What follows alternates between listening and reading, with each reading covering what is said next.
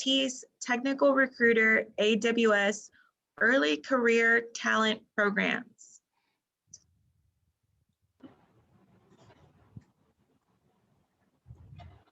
Hi, everyone. Super excited to be here with everyone.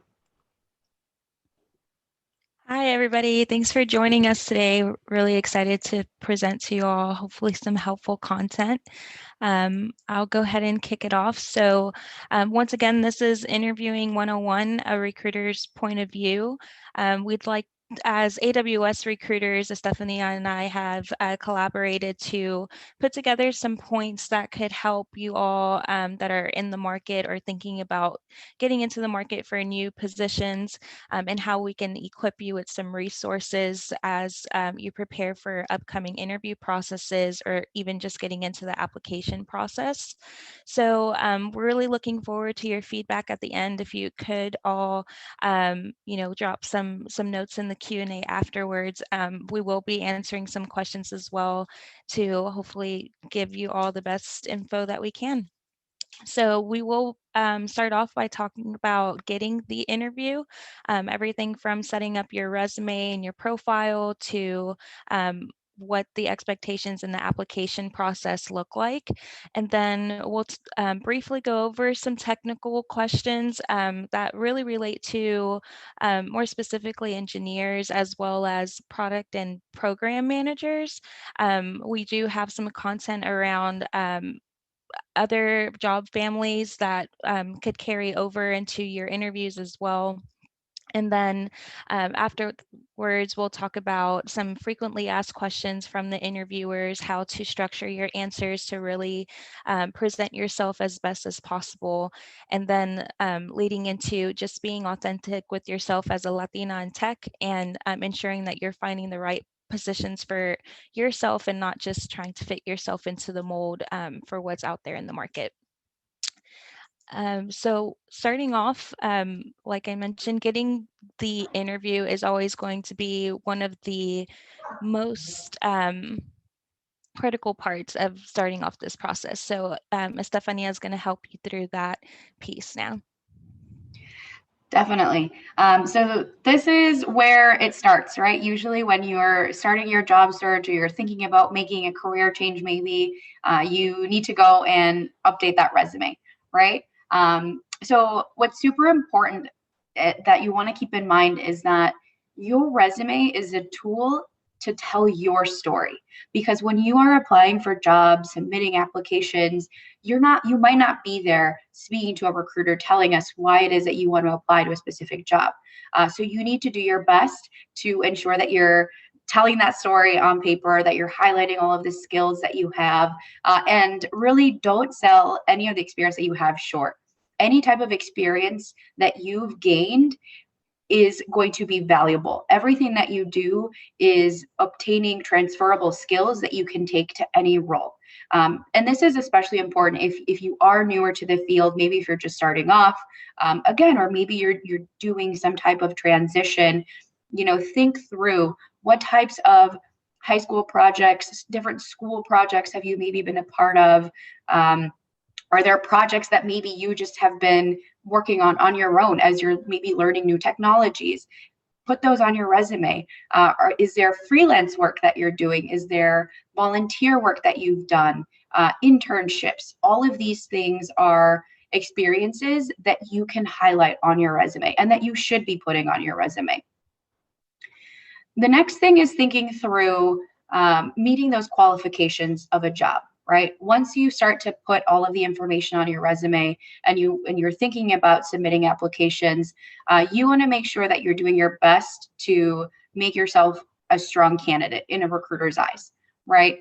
As a recruiter, when I look at a resume, and if I'm looking for a specific job, at a specific job, I may look at a resume and say, I'm not really sure why this person applied to this specific job. I think that this candidate might be better suited for XYZ position, right? Because again, you're not there. But if this is a position that maybe you're very passionate about, you need to do your best to try to mirror some of the qualifications that are on that job posting, right? So looking at some of the basic qualifications, looking at the preferred qualifications and seeing, hey, I feel like I have exposure to some of these, whether it be through projects or again, other internships. You'll put those on there and really highlight those, bring those to the top so that we can kind of see why it is that you're applying for these roles.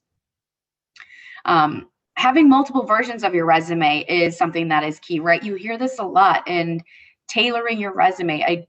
I know that applying to jobs is sometimes a full-time job because it takes so much time to get these resumes ready, really tailoring them to different jobs that you have.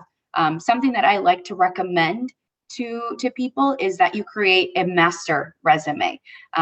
So essentially what this is it's your history. It's all of your work, professional history on your piece of paper. Your master resume could be 5-6 pages. It could be you talking through every single class that you've taken, every project that you've done, work that you've had, so that when it comes time to creating a resume specific to a job or specific to a company, it's going to be a lot easier for you to just copy and paste onto a new document and have a resume ready to submit. And this should be as well what's reflected on your LinkedIn profile, right? Because as recruiters, we're going on LinkedIn and we're seeing what type of experience do candidates have. And this is a great place for you to be highlighting all of these things. Because again, you might feel that maybe you don't have relatable experience to a role, but we as recruiters are looking for something completely different sometimes, right? If I'm hiring a recruiting coordinator, I might say, hey, I want to look at people who have experience in customer service. So I'm looking at people who maybe worked in retail jobs. I'm looking at people who were servers or waiters, right? But you might not know some of that. So you really want to make sure that you're highlighting all of those things. We can go ahead and move on to the next slide. Eliminating the fluff. So again, this is really important, right? It's easy to want to fill up this space, and you have so much on there now. You have this master resume, you have so much great content, but you really then, once you're working on that resume that you're submitting, work to be concise now, work to really highlight some of those qualifications that the role is looking for, right? Read that job description. So if they're saying we're looking for engineers who are creative, responsible, and curious, make sure that maybe you have an objective up at the top. Maybe you have a summary on your resume where you're stating exactly verbatim what it is that the job description is stating. Again, take a look at those basic qualifications.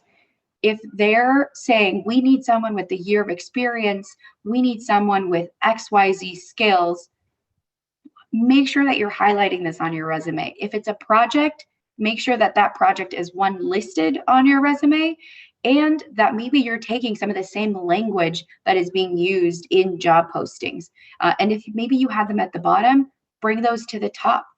Go ahead and bold some of those key words that you're seeing in the job description, so that as a recruiter, I can easily scan and say, oh, they have designed and developed scalable applications. They have this year of experience. I can clearly see because the dates are very specific.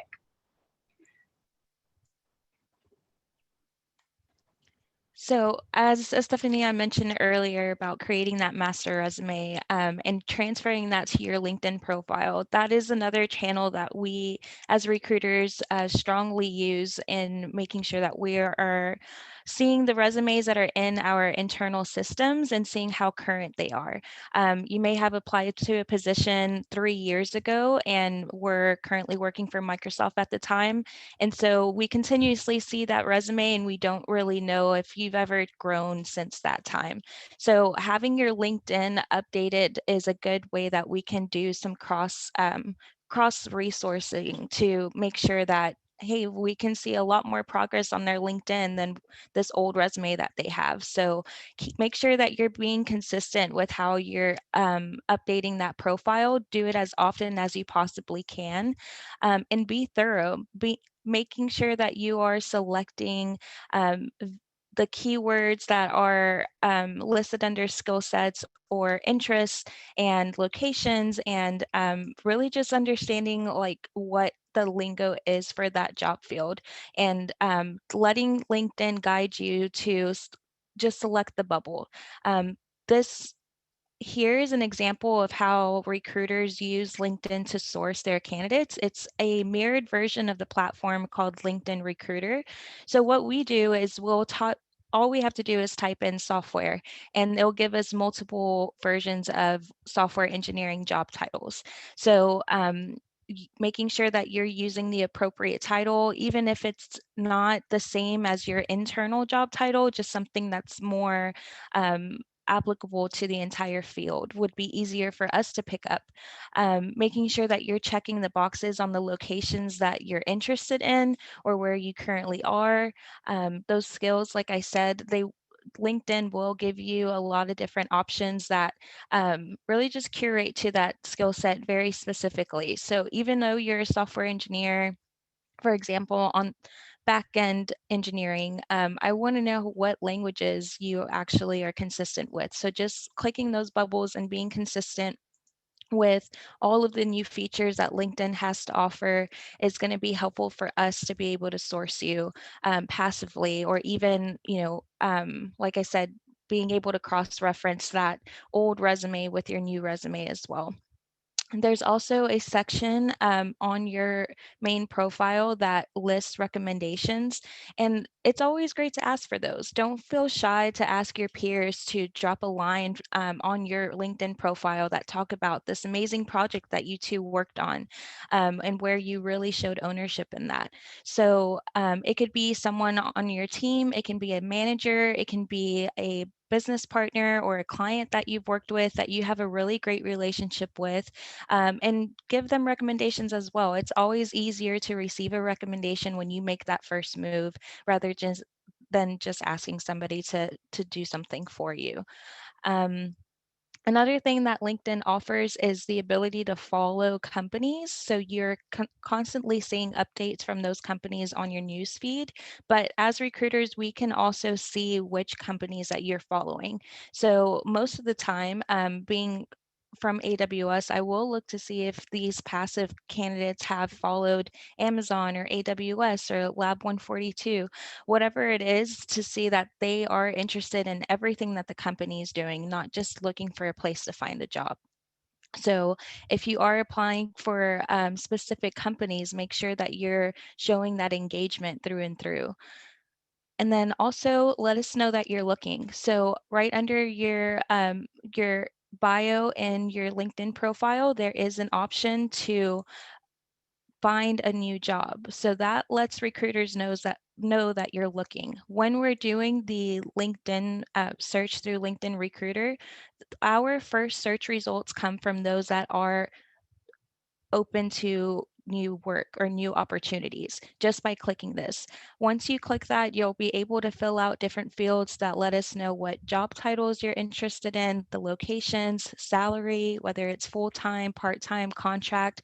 If you're open to all of it, make sure that you're just being thorough with letting us know that, because you will be the first people that we see on our end to approach first. So once you've started getting all of your profiles put together and you're ready to start applying, there are a couple tips that we always give to make sure that you're being consistent with all of the different job titles and job families, and knowing who you are and what the qualifications entail. So plan it out. You can have a couple different trackers set up on LinkedIn or from job sites that email you whenever a specific position is available, but also just really understanding what types of roles you are ready to move into. You could be an engineer ready for program management. You could be an IT consultant that's ready to start engineering, someone that's in product management that's actually interested in software development management. Whatever the case may be, just understand what you're really looking for and know what those basic qualifications entail. And so the best thing to do is just to pick 5 different roles that relate the basic qualifications on those roles to your skill set. So sometimes the responsibilities for a specific job might not be the same responsibilities for that job at another company. So you want to make sure that you're reading those three through, knowing that, okay, well, at my company, they call this an IT consultant, but at this company, they call it a software engineer. So I'm going to apply for both because I'm not really sure, rather than wanting to stick to just one job title. And that will help your resume flow out a lot easier to different recruiters and different teams that have different job families in their ownership, for us to be able to talk to you and really understand what it is you're looking for, and then help guide you into that right position. And then, of course, put in the application. There's only so much that we can do to help to try to find you in the masses on LinkedIn Recruiter. So if you are seeing that we're advertising for a certain job, don't just message us, actually put that application in, let us know where that what type of statuses that you're seeing on the job board, and make sure that you're following up with us as well. If you have already gotten in touch with a recruiter, that's the best way to follow up, ask for feedback, check for statuses. Especially if moving into bigger companies, it's a lot harder to be consistent with someone. Of course, it's our job to be consistent with our candidates and our customers, but not all the time you get that great relationship or that experience, and that's fine. You need to be able to stay on top of it as well, and checking the job board and seeing if the position's been filled, and knowing that it's time to try to apply for another one, and just being thorough with that. Also, if you're seeing that your application is being rejected pretty consistently, ask for feedback. Be able to network around through LinkedIn with different recruiters and say, hey, I applied for this position a few times. I've never gotten in touch with anyone. What is it that I'm doing wrong? And let us know, and maybe we can do our best to really help you out with that. There are do's and don'ts with that follow up as well. A lot of recruiters are out there that have a lot of different assignments to different job families. So assuming that Stephanie and I are AWS recruiters means that we only have engineer jobs, or we have jobs for all job families under the IT umbrella. And that's not always going to be true. So don't bombard them. Don't assume that they recruit for every single role. And if they're not getting back to you, don't take it personal either. We get hundreds of messages a week. It's very hard to keep up with that and be consistent. We like to make sure that the candidates that are active in our pipeline are getting the utmost attention, and make sure they're getting through the process as smoothly as they can. And when we're ready to start taking more requests, we will, but it's not going to be personal in the approach. Things that you should do is sending out those messages and just being short and sweet. Be as specific as you possibly can. Be sure to know that you know what jobs that you've applied for, even if you can find a job ID for the requisition, knowing that who exactly you spoke to the last time you got in contact with someone, and just let us know exactly what connection you'd like to make with us, rather than just a, hey, hi, how are you? Like, that's great. Nice to meet you too. But I'm trying to stay in touch with those that are actually approaching me with a purpose. If you can, attach your resume in that instant message and just say, hey, my name is so-and-so. I am a business analyst. This is my resume. Please let me know if you have a role available. And it's a lot easier for me to just click the resume, see what you have, and make those connections, rather than just saying hello back and taking time out to just make that approach. Also, if you are following recruiters on LinkedIn, pay attention to the jobs that they post so you can understand if you are approaching them for positions that they do have available. If they are advertising for a job, it would be a job that's very critical. So that is the best way to start making that approach. Like, I know you're actively looking for this job. You post about it, every week, and you still haven't found someone. What exactly are you looking for, and how do you think I could be a good fit or not. If you have any other suggestions for me, let me know.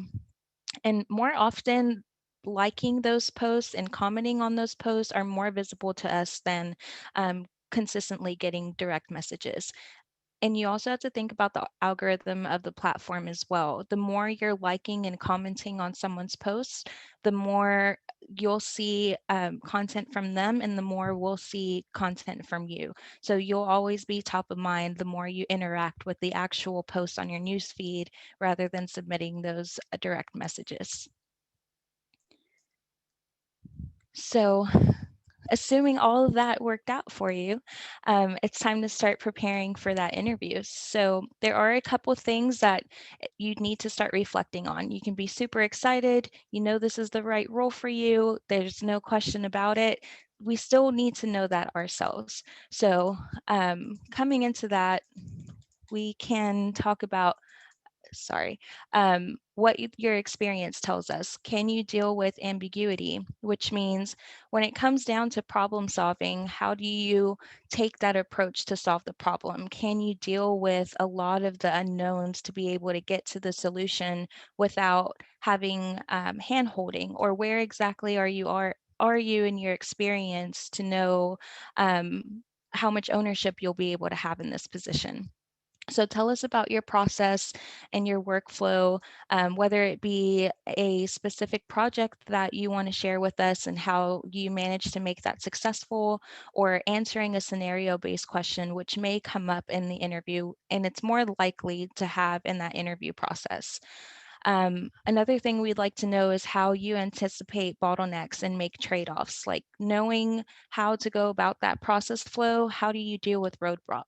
How do you push back? How do you convince someone that your idea might be the better approach than the other idea? And how do you use data to advocate for your ideas as well? And knowing how to prioritize that data and showing them that they are going to receive a higher return on investment is always going to be visible to us, that you are a leader in the making.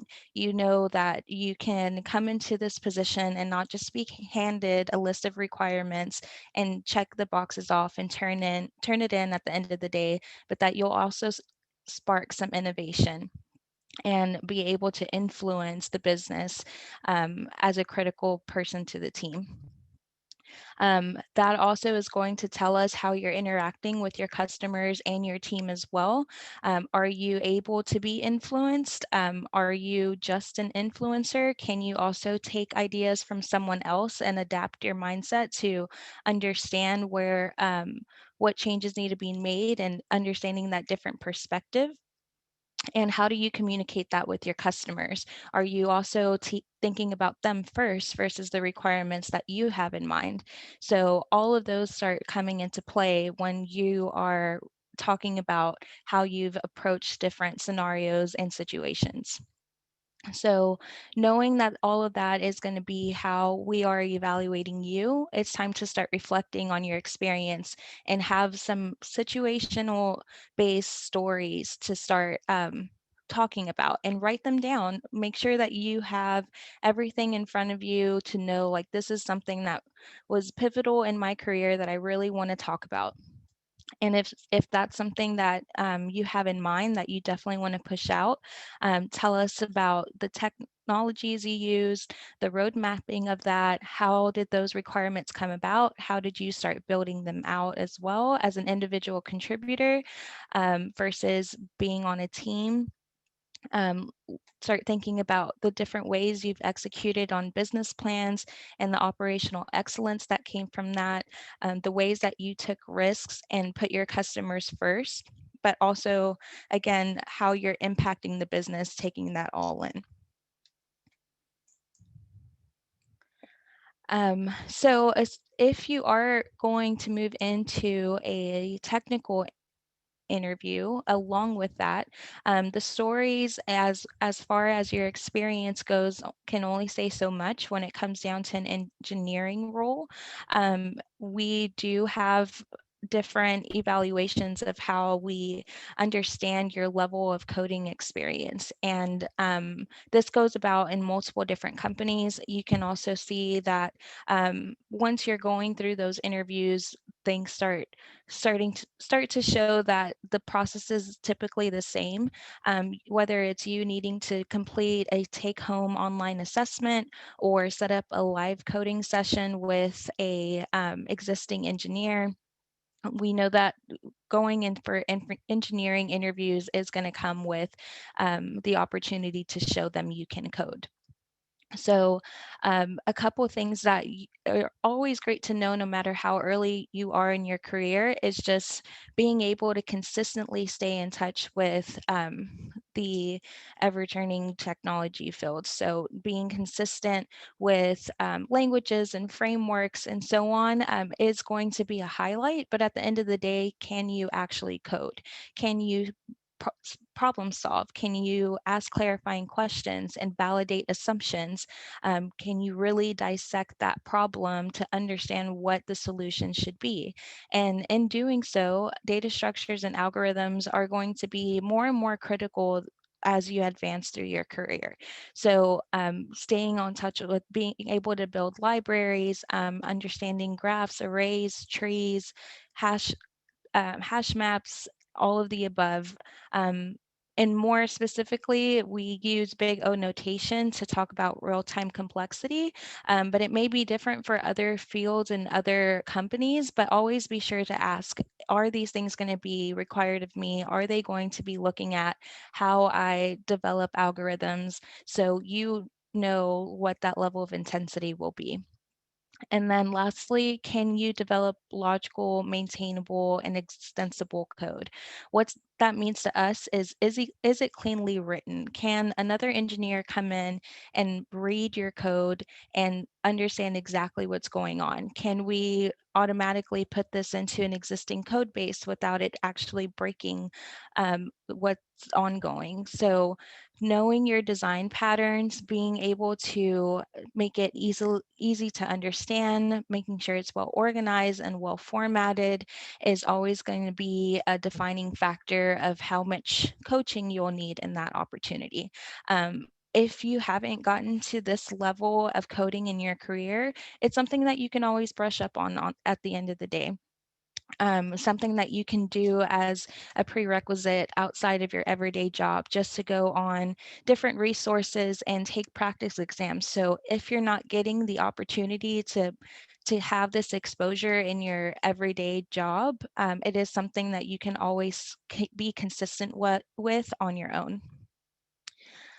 And then lastly, going into engineering, you will most likely have to talk about the design concept as well. So the design is going to be a defining factor on how far along in your engineering career you've been. Do you know how to define requirements already, or are you just taking part in those conversations to be a contributor to those requirements? And that's completely fine. Wherever you are in your career, just make sure that you're brushing up at the best of your knowledge. Know how to make those design considerations. So it's really just like the approach. So what is critical from the computing standpoint? What are the upsides? What are the downsides? Anticipate scaling, and always keeping that at the back of your mind will help you to eventually grow to having more ownership over the entire design concept. And then again, just having expectations for bottlenecks and for roadblocks and constraints by thinking about the traffic, the latency, the storage, and databases.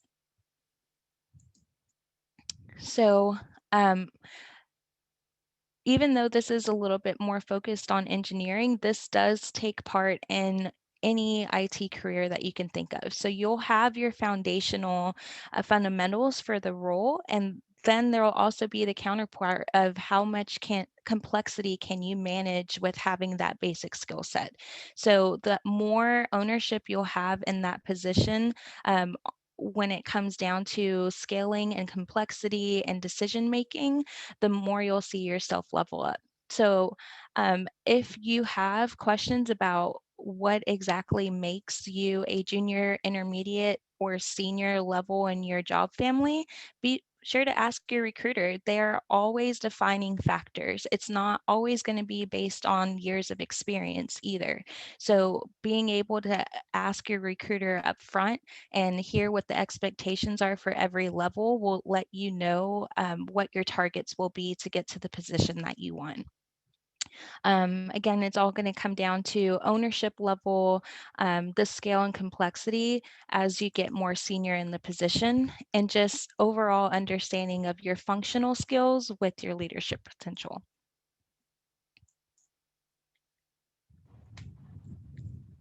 Estefania?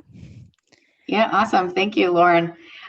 So with some of that, there are so many resources out there available to you to start to practice and prepare, especially for these technical interviews. So HackerRank, LeetCode, interviewing.io, which is great for product engineering and marketing. We have Cracking the Code interview. I got an offer as well. So all of these are, again, great resources for you to go and leverage, do some practice problems on there. And then most importantly as well, if you are already in the hiring process and you're engaged with the recruiter, ask the recruiter what types of resources do they have, what would they recommend, because they might have internal resources that they could share with you. They might go to an engineer and ask them, hey, what are things that I could recommend our candidates practice or study? And these are going to be specific to the job, right? So make sure that you're always asking that as well, on top of taking advantage of all of the free external resources that exist already. Also, YouTube is a great resource. A lot of companies might have interviewing channels, or just you can leverage general interviewing tips and channels and playlists that can help you prepare, as well as Glassdoor. Glassdoor is a great resource. Many times you're able to go on there and look at questions that may have been asked in previous interviews, so that you can take some of those and start to prepare and think about the answers for some of these questions, whether they be technical or maybe more behavioral based questions. And so with that, of course, there's always a component to interviews and interviewing that is non-technical. And just thinking about behavioral based questions that you might be asked, right? A great way to answer some of these questions throughout your interviews is to leverage the STAR method. So the STAR method really allows you to highlight a lot of your skills and your stories in a way that's going to make you stand out. So STAR stands for situation, task, action, and result. And we also have data in here because it's going to be so important for you to incorporate that throughout the STAR method.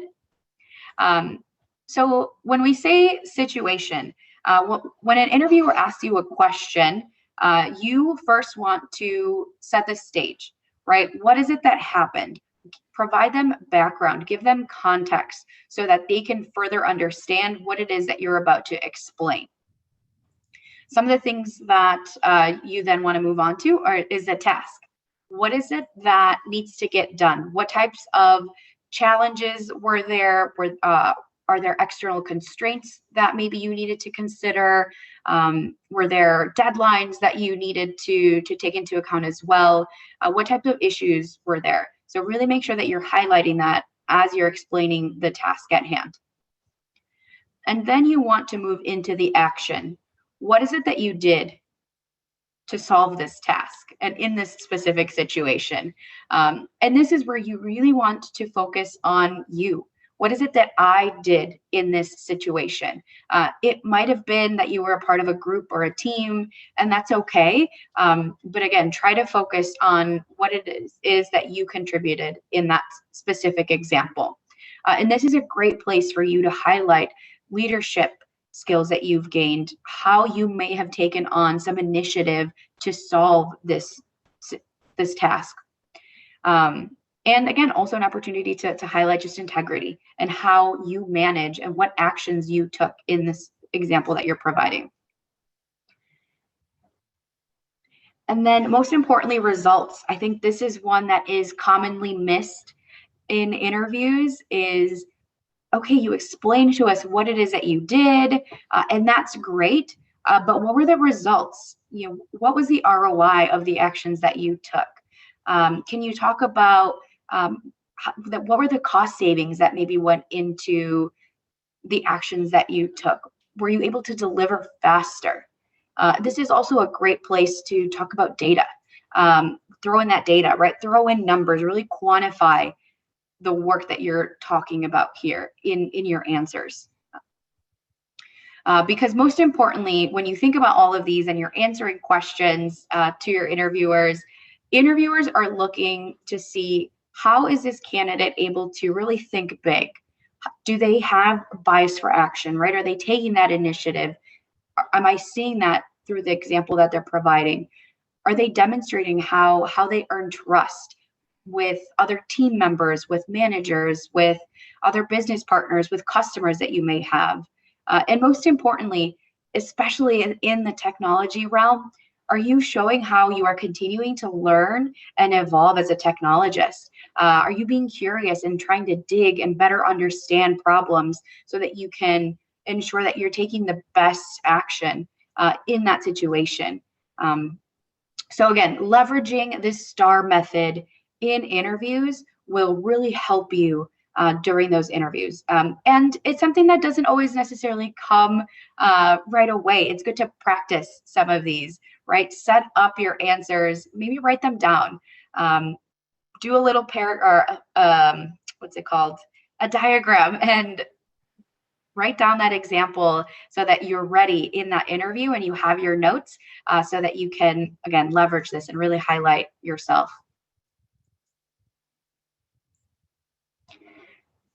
So as that interview continues, it's also super important to always be authentic. Don't just give answers that you think that we want to hear, right? We want to get to know you. We want to get to know your experience. So again, really focus on yourself. This is your time to shine. This is this is not a time to be shy. Don't be afraid to talk about those accomplishments that you have. And again, can't emphasize this enough. Do your best to provide data, provide some numbers, really talk about those results. Being authentic also means that you, as I mentioned, you have to stay true to yourself and believe in yourself and the skills that you have. Imposter syndrome is real, and especially as Latinas, we have to really be confident in those interviews. And like we talked about earlier with not selling yourself short in your experience, you have to do the same when you bring that and you're talking about all of your experience and your stories into those interviews as well. You have gotten to the interview stage and you've gotten here because you have the skills needed. You are a great qualified candidate and you just have to continue to demonstrate that in those interviews. And with that, it's okay to talk about your failures. It's okay to talk about what you learned from the mistakes, right? Because we are all human. Nobody is perfect. And what's most important is, how do we take these failures? How do we take the mistakes that we made and really continue to learn from them? I, as an interviewer, want to know, how are you doing things differently now that you've made this mistake in the past, right? So be okay and comfortable talking about some of those things. And also, there's so much innovation that can come around our own cultural background and our own experiences. And this is truly when we talk about, why diversity in the workplace is important, because we all have such different stories and experiences to bring that is going to make you a great candidate and can only continue to better the teams and products that you may be working on. And again, like I mentioned, there are no perfect answers. We don't expect you to read off of the script. We really want to get to know you. Some of the best interviews are usually interviews that feel more conversational, where you feel comfortable, again, so that you're really able to demonstrate all of those skills that you have. And ask for help. I know that interviewers are sometimes impressed when a candidate, maybe it's in a technical interview, may not know the answer, but is asking, hey, I actually have never come across this. Are you able to explain this to me a little bit more? And then you go into maybe a bit of a learning session in that. And that's going to demonstrate, one, that you're being honest, you're earning trust with them, you're curious, you're wanting to learn, and that you're okay asking for help. And all of those things are super important in candidates and looking in interviews. So again, it's okay to not know. And many times we don't expect you to know everything. We don't expect you to have all of the answers. We may be asking a ton of technical questions just because we want to understand what's your baseline at, where are you at?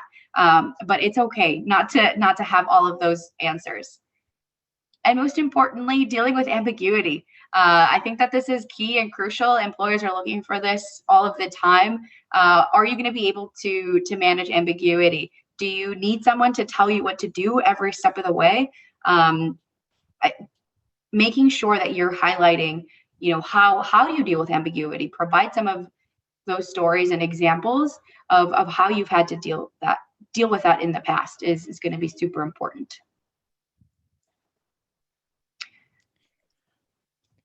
Thanks, Estefania. And lastly, it's really important to be authentic with yourself at the end of the day. You could be seeing the flashing lights of finding the best companies, wanting to work for the top 5, for the FANG companies, but what is it that really resonates with you? Know why you want to work there. And it's not so much of having that job title on your resume, but think about everything else that goes into it and the behavior of your interview and the hiring managers. Like, what is that telling you about the actual company? So interviewing is always a two-way street. You also want to ask questions to know that this is your right fit versus being the right fit for them.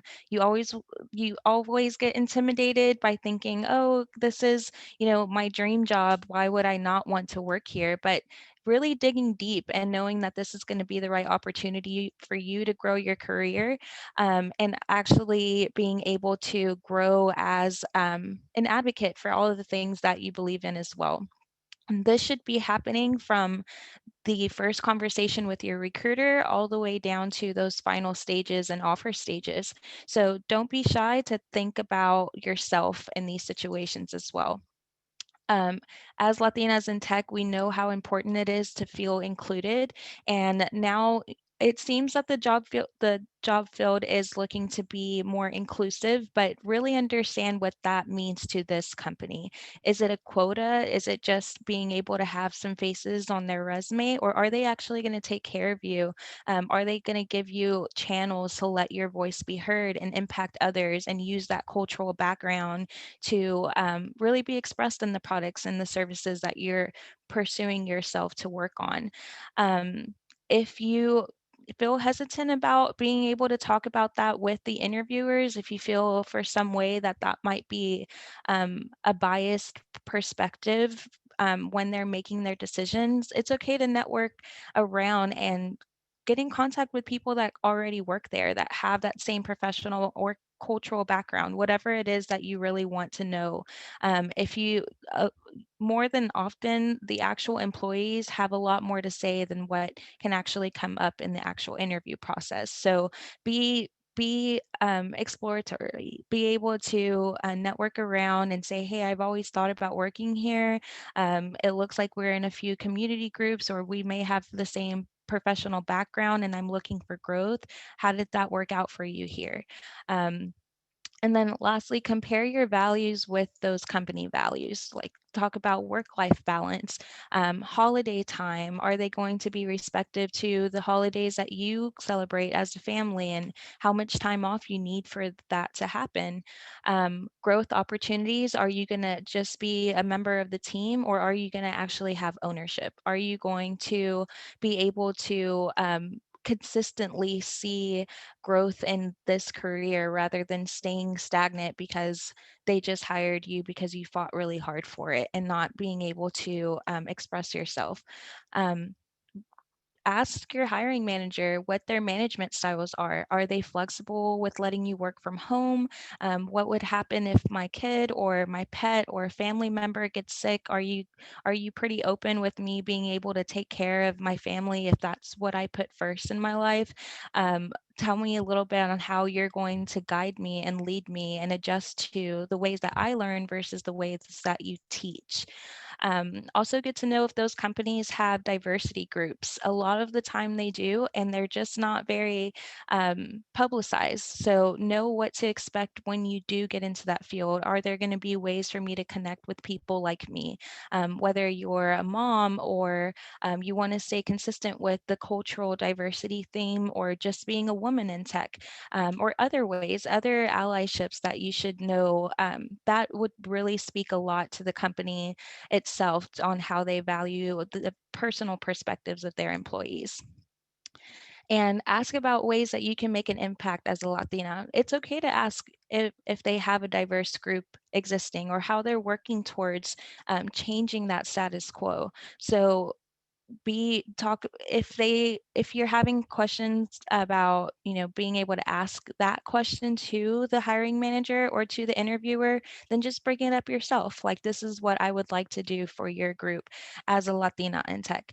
If there's ways I can start events to possibly captivate a more diverse event style for women in tech, like, would you allow me to do that for you? That's something I would like to own.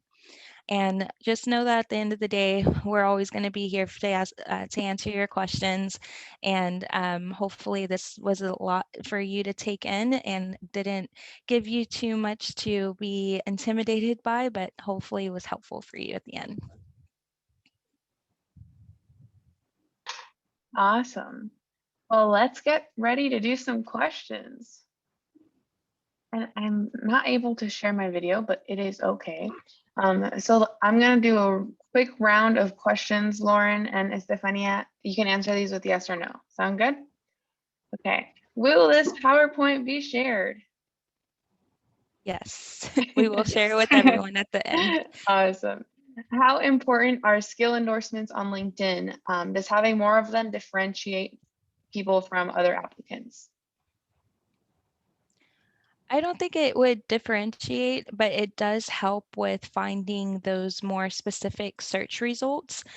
So I would say the more that you include, the more helpful it would be. It doesn't exactly separate you, but it'll just put you at the top of the list. Awesome. Do recruiters check your GitHub profile? I think that kind of depends. I know that it depends on the roles that recruiters are looking at, and it sometimes will depend on the level. I know that I do. I like to see how active people are. I like to see what types of projects you may be working in. What are you contributing to? Are you maybe trying to learn something and you're spending your time on GitHub? That type of activity really can speak to as well how you are being hands-on. Right? And it's not just something that you're listing on your resume, which is a little bit what Lauren spoke about earlier, right? Because at the end of the day, you have to be able to code. You have to be able to have the technical chops to perform in the role. Awesome. Are LinkedIn recommendations read by recruiters? Yes. How much do you value certifications versus proven results or experience? I think certifications would really just depend on the requirements for the position. That's always something to pay attention to. If it's a requirement to have a certification, that is going to be the first thing we look for on the resume. But if you have certifications that you've received on your own just to get more equipped with a specific skill set, they are good to have. Again, I don't think it would be a differentiating factor as making you a more qualified candidate versus actually having the experience hands-on. But again, that is going to be very telling just depending on the job descriptions that you're applying for. Thank you. How important or effective are referrals for getting a job? Yeah, super important. I like to tell people that it's good for you to network, right? As we mentioned earlier, as recruiters, we are bombarded with LinkedIn requests and messages.